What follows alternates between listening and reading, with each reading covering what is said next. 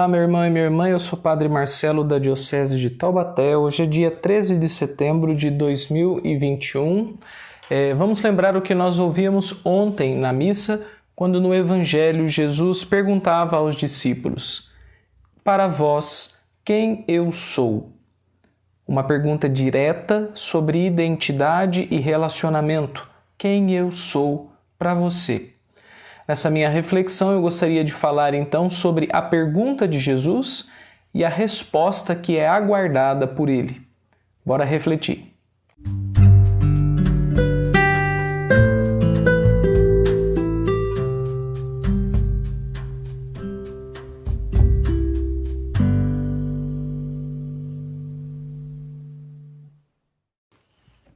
A primeira coisa pela qual nós devemos nos perguntar é: que tipo de pergunta é essa que Jesus nos faz? Existem diversos tipos de pergunta. Perguntas práticas e teóricas, perguntas acadêmicas e perguntas do cotidiano. Existem perguntas rápidas e perguntas demoradas. Existem aquelas que são coletivas e aquelas que são pessoais, feitas a uma pessoa específica. Eu começaria dizendo que a pergunta de Jesus não é nem uma pergunta de história, nem uma pergunta de doutrina. De história, porque Jesus não está a investigar, nem espera que a gente se preocupe tanto com isso, com quem ele foi na ordem dos fatos da história. Pelo menos na pergunta que o Evangelho está propondo.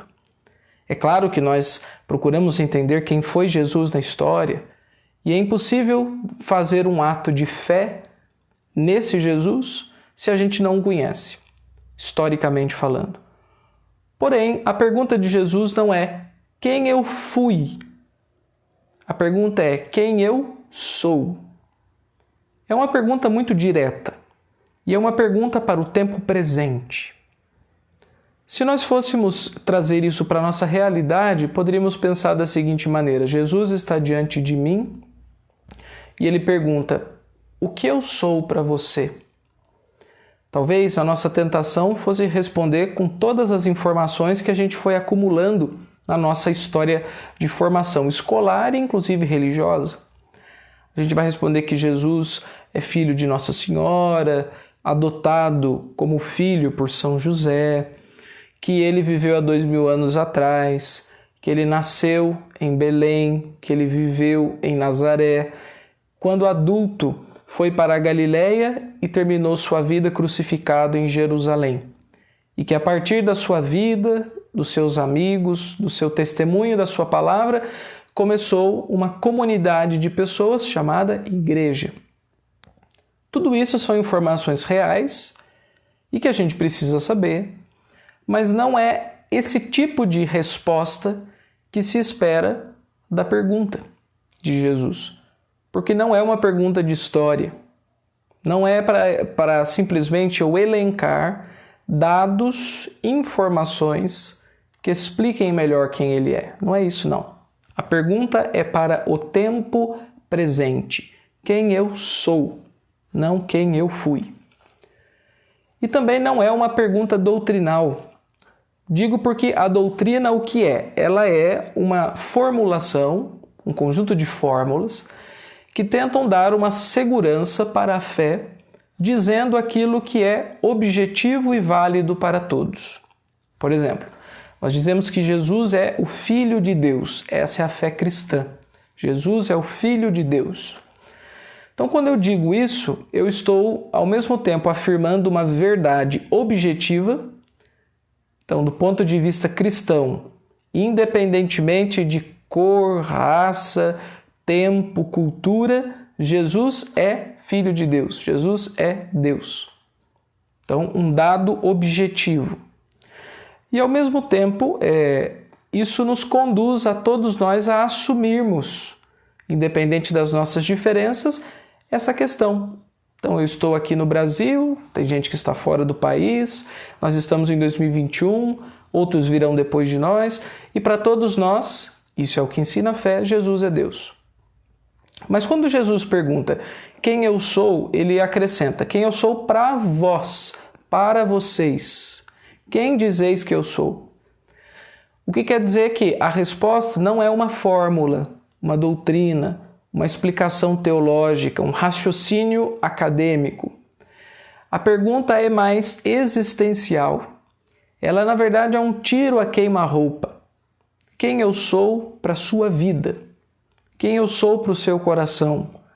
De que modo eu interfiro e faço parte da sua agenda, do seu cotidiano, do seu pensar, do seu sentir e do seu agir? Para usar uma analogia, seria mais ou menos o seguinte: quando um casal de namorados, depois de um certo tempo, não vai tão bem assim, acontece uma crise, ou um esfriamento, ou um desgaste da relação, uma pergunta costuma ser feita, numa conversa séria: o que nós somos? O que nós somos? E daí tenta-se investigar se agora é uma amizade, ou se ainda é um namoro, se nós queremos continuar juntos, ou cada um seguir o seu rumo, se ainda vale a pena lutar, ou se já chegou a hora de ir para outros campos e para outras lutas. É uma pergunta pelo nós, quem nós somos. Do mesmo modo, quando Jesus pergunta quem eu sou para vocês, ele está perguntando uma pergunta de nós. O que nós somos? E essa pergunta tem que ser acolhida por cada um de nós individualmente. A imagem que ocorre é essa: Jesus diante de nós, à nossa frente, e ele perguntando assim: e aí? Quem somos? O que somos? Somos só amigos? Somos conhecidos? Somos comparsas? Somos parceiros? Somos profundamente unidos no coração? Temos uma simpatia um pelo outro, mas eventual, não é uma coisa cotidiana? Quem somos? É uma boa forma de dizer, com outras palavras, a mesma coisa que Jesus pergunta: quem dizeis que eu sou? Então, não é uma pergunta de história, não é uma pergunta de doutrina, é uma pergunta do presente e é uma pergunta pessoal.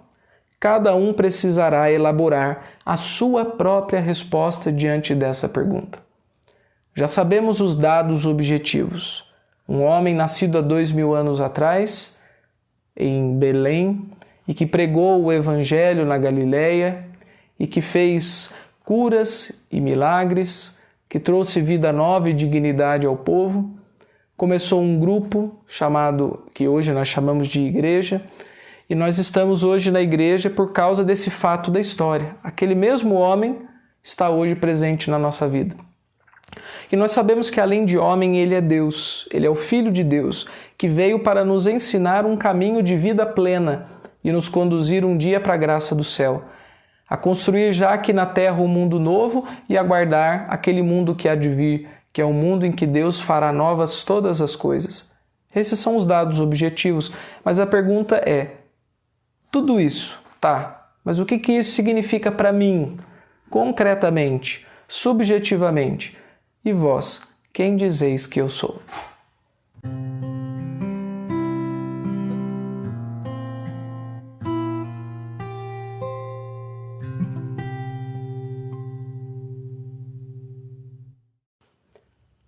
A segunda coisa que precisa ser falada é sobre o tipo de resposta que esta pergunta exige. Se a pergunta é presente, a resposta precisa ser também presente. É uma pergunta pessoal, então tem que haver também uma resposta pessoal. Veja que interessante, quando alguém nos pergunta alguma coisa, em qualquer área da vida, no trabalho, na família, na escola e também na religião, o que fazemos? Respondemos respostas que não são nossas. Respondemos a partir do que outros disseram. Respondemos as respostas dos outros. É claro que, de um ponto de vista científico, de uma comunidade de pensamento, nós pensamos a partir das ideias dos outros também. Nós não desprezamos o que veio antes de nós e o que está sendo também produzido ao nosso redor, pensado ao nosso redor. Mas a pergunta de Jesus não é a pergunta de uma comunidade de pensamento, ela é a pergunta para uma subjetividade. Então é a subjetividade que deve elaborar essa resposta àquilo que Jesus propõe. Eu vejo aqui duas questões que a gente precisa considerar muito seriamente.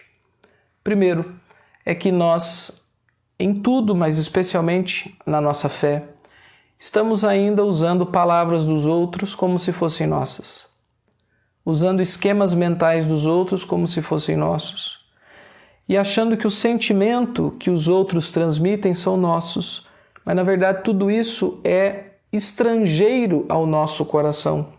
Isso não nos pertence, isso é do outro. Só que a gente às vezes é engolido ou pela fascinação do outro, ou ainda a gente é engolido pelo nosso próprio medo do vazio interior e a gente se apega às respostas dos outros. Então, dois exemplos. A gente escuta um sermão, ou uma reflexão, ou uma música, ou vê um filme que nos chama muito a atenção e que mexe com o coração da gente, que nos envolve e aquilo passa a ser nosso. Em certa medida é isso, passa a ser nosso. O problema é que quando chega em horas difíceis, na hora H, quando a gente precisa se posicionar diante de alguma situação, tudo aquilo que a gente achava que era nosso, a gente percebe que é mais dos outros ainda do que propriamente nosso. Então eu vejo um filme super feliz, vamos imaginar essa situação. Eu vejo um filme muito alegre e daí eu saio do filme também cheio de alegria e falo, nossa, que alegria, que coisa boa. E de repente uma situação triste acontece e toda aquela alegria do filme se esvai. Porque aquela alegria foi me transferida de fora para dentro e ela não é suficiente agora para dar conta do meu estado interior de entristecimento. Eu preciso achar uma outra alegria, que é uma alegria que vem de dentro para fora, não de fora para dentro. Então, veja, às vezes a gente fica tão fascinado que a gente acha que está resolvido, porque foi bonito o que a gente viu, foi bonito o que a gente ouviu, então está tudo tranquilo, eu já sei sobre Jesus, eu já sei sobre Deus, eu já ouvi o sermão, eu já escutei a música, eu já participei da missa, até que vem alguma situação que nos desestabiliza e a gente vê que a gente não sabe nada. Aquele sentimento que estava ali não existe, aquela resposta que estava dentro de nós não é mais nossa. Uma outra situação seria quando, na dificuldade de darmos uma resposta, por não termos as palavras certas, a impressão que a gente tem é isso, que não tem palavras certas, por uma certa incompetência, vou chamar assim, mas não no sentido pejorativo, é realmente de não dar conta, de fazer uma resposta, a gente pega as respostas dos outros. Como quando a gente estava na escola e ia fazer um trabalho do livro didático, e a gente descobria que no final do livro didático estavam as respostas prontas, seja do exercício de matemática, seja daquela pergunta de geografia. Então a gente pega a resposta do outro, põe no buraco da nossa pergunta e acha que aquilo satisfaz, mas não satisfaz. É uma resolução paliativa, epidérmica, não toca o subsolo da nossa própria existência. Então, diante da pergunta profundamente existencial e pessoal de Jesus, nós somos desafiados a despir-nos, a nos desnudar de toda a resposta pronta que a gente já consumiu e com a qual a gente já entulhou a nossa cabeça e o nosso coração, para no vazio de nós mesmos e no encontro com a pessoa dele, darmos uma resposta que seja só nossa, inédita, para a gente poder estrear as nossas próprias respostas para as velhas perguntas. Mas para isso, então, é preciso duas coisas. Um esvaziamento de toda a fórmula pronta, de um lado, e de outro lado, um encontro face a face com Jesus. Porque já que a pergunta é quem sou eu, quem eu sou para vós, eu preciso estar diante dele para responder isso. E no vazio das respostas dos outros, sem elas, e na grandeza da presença de Deus, Jesus diante de mim, eu consigo dizer com as minhas palavras, brotado do fundo do meu coração, eivada pelo silêncio dos meus afetos, quem realmente Jesus é para mim. Muita gente já foi embora da igreja no meio do caminho, de um caminho que estava sendo bem feito. Muita gente se decepcionou com Deus em algum momento da sua história. Muita gente se cansou de uma vida religiosa, de uma vida de igreja. Há muitos fatores para que essas desistências ocorram. Mas, sem dúvida alguma, uma das grandes coisas que acontecem no caminho e que levam a gente a esse tipo de abandono nostálgico, porque a gente tem saudade de Deus, saudade de estar com Ele, saudade de estar na igreja, saudade de rezar como um dia a gente já rezou. Então há uma nostalgia nisso. Uma das causas para isso, meu irmão e minha irmã que me escuta, é que a gente consumiu durante muito tempo respostas prontas.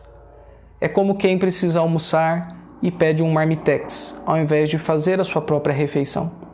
A fé precisa ser cozinhada por cada um de nós, e cada um deve comer o seu próprio preparo. Pegamos os ingredientes na pregação dos outros, nas leituras dos livros, no aprendizado das nossas doutrinas, das nossas tradições. Tudo isso são ingredientes, mas a refeição que sacia deve ser produzida por cada um de nós individualmente. Quem eu sou para vós? É uma pergunta muito subjetiva. E quando a gente responde com significado. E quando tem significado, dura, permanece, alimenta, fortalece. Se não tem significado, se vem de fora para dentro, chega uma hora que perde o sentido. Não dura, não alimenta, só maqueia o vazio da nossa própria existência religiosa. Uma vida espiritual profunda exige que cada um faça o seu caminho com os seus próprios pés. Esse é o desafio que Jesus nos põe.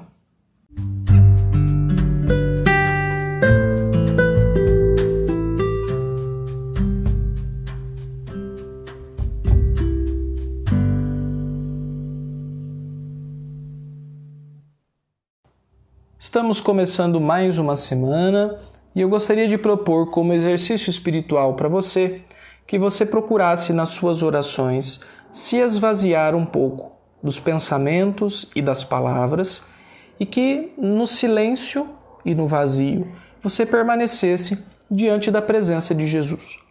Na prática seria mais ou menos assim. Quando você for rezar, faça um sinal da cruz com fé, diga para Jesus: dai-me a graça de estar na sua presença, que eu possa estar face a face contigo pela minha fé. E fique ali, na presença dele, alimentando a sua consciência da presença. A única coisa que você vai fazer é não deixar que a sua cabeça se esqueça que ele está ali.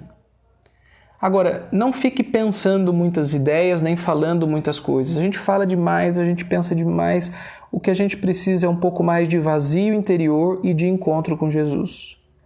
E deixe que esse exercício espiritual, aos poucos, purifique as suas respostas prontas. Tire a veste dessas roupas que não têm o seu número, que foram feitas por outras pessoas para uso delas. E tente costurar a sua própria roupa. Descobrir a resposta que tenha o seu número. Pegue todos os elementos que você conhece, mas produza a sua própria refeição. Faça isso no silêncio e no encontro com Jesus. Obrigado por me acompanhar nessa reflexão. Uma excelente semana e até segunda que vem com mais um Ontem na Missa. Até logo e Deus abençoe.